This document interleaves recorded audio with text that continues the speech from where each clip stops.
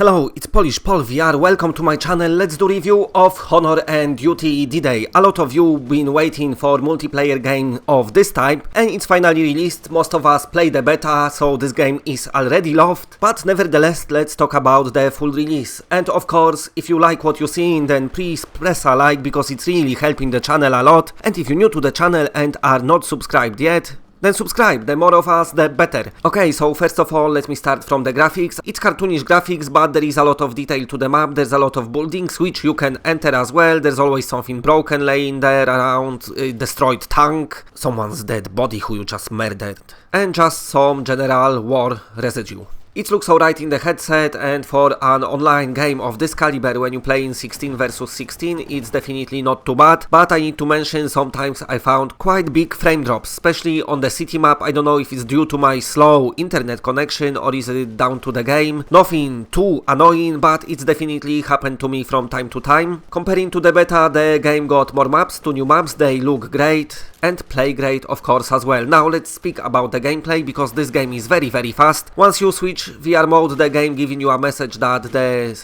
walking speed is 10 bit slow, and it encourages you to speed it up, and I encourage you to do as well, because this game is fast and you don't even have time to fart. You use your concentration for a second and you are being killed. The game supports chat and you can set up private match as well. It does got battle royale mode, but most of the players is in your normal multiplayer modes, like, you know, defend, attack, team deathmatch, all that. I didn't had problem with finding anybody to play the game, because every time I entered it, the lobbies was full. Tons of players playing and trying to kill each other. Also, I managed to have some quite epic moments, especially when you pull off like 3 or 4 or 5 kills. That's awesome, feels great. Sound great. You can turn off background sound if you wish so, because you've got some like war noises. If they distracting you, you can switch them off. Announcer is Brian Paul from PSVR without parole. If you cannot stand his voice, then you can turn it off and be like, yes, that's so much better now. Fuck off, Brian. This game is very cheap. It only sells for like under $10, so very cheap price, especially for the amount of fun you get. There is no single player, you can play with bots, but it's online game, but single player is coming in the future as a DLC, and also there will be, of course, planes added. And speaking about the planes and vehicles, let me talk a bit about them. You can do tanks and jeeps. You'll be driving them, but most of the time you'll be running around trying not to get shot and kill other people. There's cool moments when your friends jump in the jeep and you all like shooting somebody together. While you're driving, you still can use your gun, so it feels epic when you manage to pull off a kill in the jeep or run somebody over, like in Carmageddon games. Definitely I'm having fun in this game, and for the little price it is, I definitely can recommend it. And also I want to give shout out to Honor and Duty subreddit. The moderator asked me, can you give this shout out to this subreddit, and I am. And also they're gonna try to have Battle Royale Fridays. When you buy this game, be prepared to be part of a very good community, because this game is very community driven. And that's it, bye.